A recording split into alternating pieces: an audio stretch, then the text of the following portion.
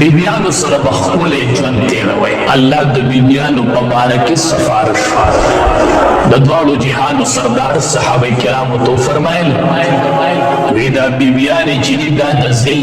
ایسر نه پیدا دي، پختۍ نه د ګسې پختۍ نه. نو دا بیبیانې چې دي زنانه دا د پختۍ نه پیدا دي او پختۍ چې دا کږۍ.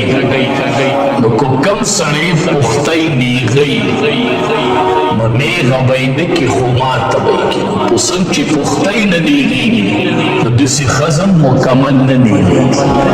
که مکمل یې نیغوئ نو دا پختۍ په نیغولو سره ماتېږي، نو ماته به یې کوي خو نیغه به یې نه کوي. د دواړو جهانو سردار فرمایل فایده ترې اخلئ او څه د څه کوږوالی به پکې. بیا یې زه تاسو ته وصیت کوم، حکم کوم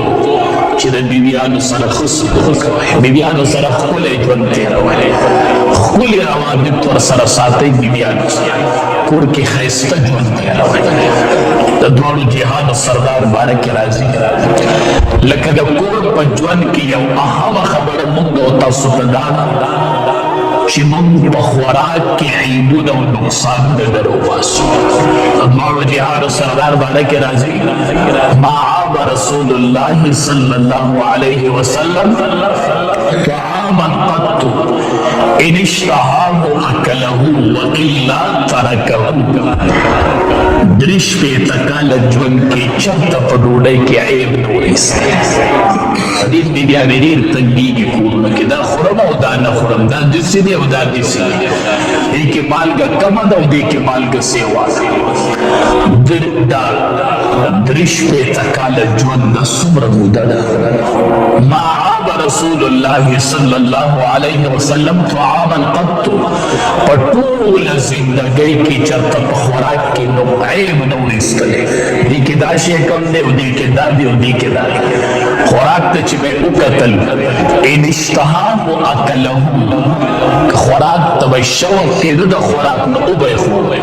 والا ترکه، که نه به کېده چې پرېږدی خو دوی نه خورم، خو دا نه چې دې کې دا دی او دې کې دا دی او دې کې دا دی او دې کې دا کم دی او دې کې دا سیوا دی. د دواړو جهانو سردار نه ښکلی نه و ښه، ټوله دنیا کې ښکلی، ټوله دنیا کې پاک. جبریل امین نبی کریم صلی الله علیه وسلم ته فرمایي الله حبیبه زه په آفاق وګرځېدم، په اطراف وګرځېدم، د ځمکې اطراف مې وکتل، د اسمانونو آفاق مې وکتل، انبیا مې ولیدل، یوسف علیه السلام مې ولیدو، د الله رسوله ډېر خلک مې ولیده، خو ما تر اوسه پورې ستا مره ښایسته څوک هم نه ولیدلی. نبی علیه السلام ته فرمایي دومره ښکلی شخصیت او ما عاب رسول الله صلی الله علیه وسلم طعاما قط. شرب خوراک کې عیب نه رایستو چې دې کې دا شی کم دی او دې کې دا شی کم دی. تاسو به اورېدلي د دارالعلوم دیوبند اولنی استاذ چې ملا محمود او اولنی شاګرد چې محمود حسن، دو محمودین جمع شو، یو ملا محمود یو محمود حسن. دقې محمود حسن نه بیا شیخ الهند رحمت الله علیه جوړ شو. نو دا دوه شاګرد، یو استاذ یو شاګرد. نو کتابونه لیکلي دي د ملا محمود په باره کې، د دارالعلوم دیوبند اولنی استاذ باره کې لیکلي دي چې دی کله وفات شو چا خوب کې ولیده، خوب کې ترې نه تپوس کې وی الله در سره څه معامله وکړه، وی الله وبخله ما، خوب کې ورته وایي په څه یې وبخلې، ډېر په یو معمولي عمل الله وبخله ما، ډېر په معمولي عمل الله وبخله. وی څه عمل خو یو ورځ مې د بیبي نه په خوراک کې مالګه کمه راغلې وه، مالګه کمه وه،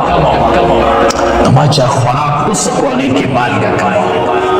نو ما ډکې وې چې دې کې اوس مالګه کمه ده. بیا مې وی ای بدام د الله بنده دی، څه چې په ما ګیر کېږي نو داسې د دې نه ګیر کېږي، خطا کېږي نه. هغه بیبي مې معاف کړل او څه ذکر مې ونه کړو، په حق عمل الله وبخله ما، څومره معمولي عمل دی، کور کې ډېر ښه سلوک کوو، بیبیانو سره زموږ ډېر وخت تېرېږي،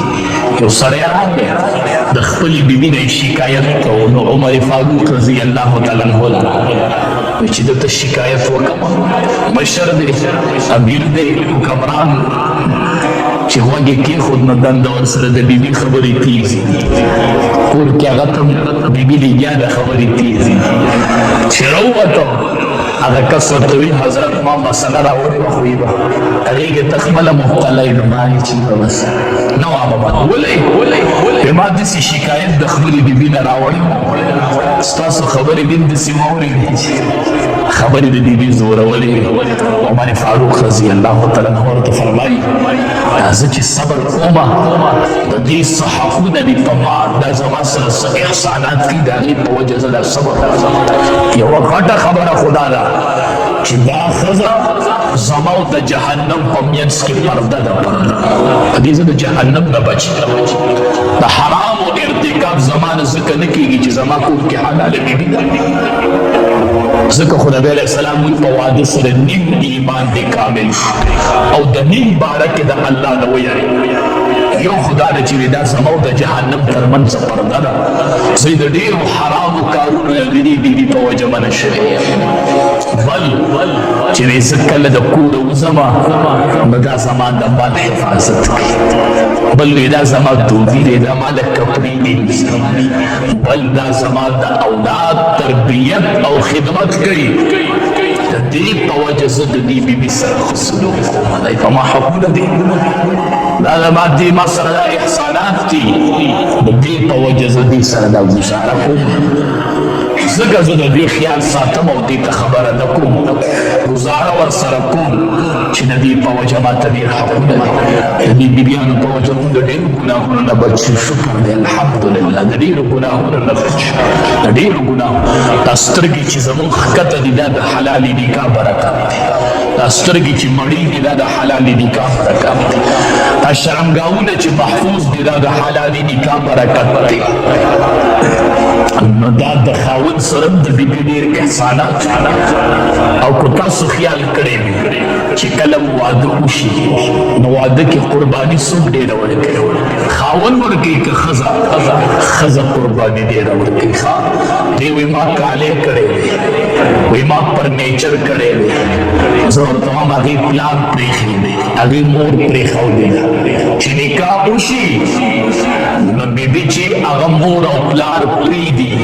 خپل کلی پرېږدي خپل نسب پرېږدي او ستا کره راشي مور او پلار پرېږدي که نه مور پرېږدي که نه ای بیبي نه تپوس وکړې که نه وایي ته د کوم کلي د هغه به ستا د کلي نوم وایي د خپل کلي نوم پرېږدي د خاوند کلی زما کلی د خاوند پلار زما پلار دی د خاوند مور ته مور وایي د خاوند نسب ته نسب وایي بیا خپل نسب نه زوتوي چې کله واده شي بیا د خاوند نسب ته نسب وایي بیا د خاوند کلی ته کلی وایي نو دا بیبیانې ډېرې قرباني کوي نو ځکه رب العالمین فرمایي وعاشروهن بالمعروف قرآن زما کتاب نه دی زه تاسو ته سفارش کوم چې بیبیانو سره ښکلی ژوند تېروئ بیبیانو سره روابط ښه ساتئ خوراکونو کې ورته عیبونه مه راوباسئ یو په دغې زنانه ډېر خفه کېږي یو دا بدې ربیلې دا کنځل دا بده خوله خوځول بیبیانو ته په دې بیبیانې معمولي خبره او د بیبي مور او پلار کنځل هغې پلار څه چل کړی هغې مور څه چل کړی احادیث مبارکوں کے راضی لم یکن النبی صلی اللہ علیہ وسلم فاحشا ولا لعانا ولا صبابا نبی علیہ السلام بد زبان نو فحش کلام بینکو ولا لعانا نبی لعنتون و خیلی لگلی ولا صبابا نبی کنزل کو چرت بی کنزل لکو چرت بی کنزل لکو من معمولی بی بی نصالن کی مالګه اخوا دیخوا شو ته د کنځلو ته د ناروا مور او پلار ورله ټول وکنځي نبي علیه السلام دا بلل کوي دا د بیبي حق دی که بیبي حق درته معلوم دی چې په خپله څه خوري هغه به پرې خوری ښه دې کې د بیبیانو ذمه دار راځو چې په خپله بار په هوټل کې ډوډۍ خوري او کور مور بیبي له ساګ او دالې ورته نیولي په خپله یو ټیم په یو هوټل کې ډوډۍ په بل هوټل کې ډوډۍ په دې به ذمه دار ښه چې په خپله څه خوري هغه به په بیبي خوری بل چې په خپله څه اغوندي هغه به په بیبي اغوندي خپله قیمتي کپړه استعمالوي نو بیبي له به قیمتي کپړه راوړي بل په مخ به یې نه وهي په مخ به بیبي نه وهي په مخ به یې نه وهي بل بیبي ته به بد ردې نه یادوي مور او پلار کنځل به ورته نه کوي مور او پلار به ورته نه یادوي هغه دا دومره خدمتونه کوي او ستا په خوله کې سمه خبره د بیبي باره کې نشته یاد ساته د دواړو جهانو سردار فرمایي بی حدیث قدسی دی رب العالمین وایي چې دا ښځې زما د عقد د لاندې ستاسو تابعداري شي نن چې تا له پیزار پالش کوي د بچو خدمت کوي تا له کپړې ګنځي ستا د مال حفاظت کوي دا ولې دا ځکه چې د دې په منځ کې نکاح شوې ده او نکاح حکم د الله دی نو الله وایي زما حکم د بیبیانې تاسو ته داسې ټیټې کړي یوې زمانې څوک تپوس هم نشي کولی ته په دې نه نرکېږې ښه دا نرتوب نه دی تا نه څوک تپوس نشي کولی رب العالمین وایي زما د عقد د لاندې ستاسو دا تابعداري شوي دا د نکاح داسې تابعداري کړي دي او چا چې د دې سره زیاتې وکړو رب العالمین وایي د خاوند نه به د ښځې حساب زه پخپله اخلم دا حساب به زه پخپله چې څوک تپوس یې نشته نو الله یې د تپوس شته د دې بیبیانو تپوس الله کوي د دې بیبیانو تپوس الله کوي سم خیال دی چې د بیبي سره حسن سلوک وتړي چې څنګه حال ما سواد کې تاریخ جمیل صاحب نه اجتماع کې اورېدلي حقونه چې الله تلي نو اول به د بیبي سره د خاوند ښه سلوک څومره وي اول به دا ما بیا یو کتاب کې وموندل ولیدل شاید چې په حقوق العباد کې اول دا تلي د بیبي او د ښځې خاوند سم خیال دی چې د بیبي سره زموږ 20 سال تیر شوي او 30 سال الله فرشتو ته وایي چې وتلی وله د 30 کالو دا ژوند ډېر نیکان به ورکې وښویېږي ډېر نیکان په بار مونږ ډېر ښه یو خو دا ښه سړیتوب نه دی که نه ښه سړیتوب به د کوره شروع کوي چې کور ښه دی که نه کور دې په دې خوله سمه خبره نشته د مار ښه سړیتوب دې الله ته نه دی قبول نبي علیه السلام صحابو ته وایي په تاسو ټولو کې غوره کس هغه دی چې هغه د خپلې بیبي سره ښه او زه په تاسو ټولو کې غوره یم ځکه چې زه د بیبیانو سره ډېر ښه یم نو ښه سړیتوب بنیادي ده چې کور کې د بیبي سره ستا ژوند تېرېږي او هغه ستا نه تنګه ده ستا د خولې نه تنګه ده هر ټیم کنسل د دواړو جهانو سردار نه لعانو نه صبابو کنسل به یې نه کول بړه دا خولې د کنسلو نه منع کوي سړیه دا د کنسلو دپاره دي نبی علیه السلام چې به چاته ډېر غصه شه که نه چا به ډېر وقاره چې ډېر به وقارېدو نو د دواړو جهانو سردار به وایي ما له تریب جبینه وایي دله څه شوي دي خدای دې د ده تندې په خاورو کې ککړ کړي دله څه شوي دي ګوره هغه کس به یې خواته ناست و نبي علیه السلام به صیغه د غایب راوایه ما له تریب جبینه هسې به یې نه وي چې تا له څه شوي دي وایي هغه له څه شوي دي خدای دې تندې په خاورو کې ککړ کړي دا به د ډېر کار کلمه وه چې وقاري بیا عام الفاظ سوی په مخه به کې طلاق بیا وایي دا طلاق مې په غوسه کې وي دا داسې په خوشحالۍ کې څوک نه وي چې ښه خوشحاله یو بیبي به ورله ډوډۍ راوړي ښه ګپ په لګي دی به ورته د 3 طلاق ورکړي دا داسې په خوشحالۍ کې څوک نه ورکوي خو دا داسې غوسه وي نو طلاق ورکړي طلاق رشا دی او ټوکې مرشا دې کې غوسه نشته دې کې نشه نشته دې کې پوخه نشته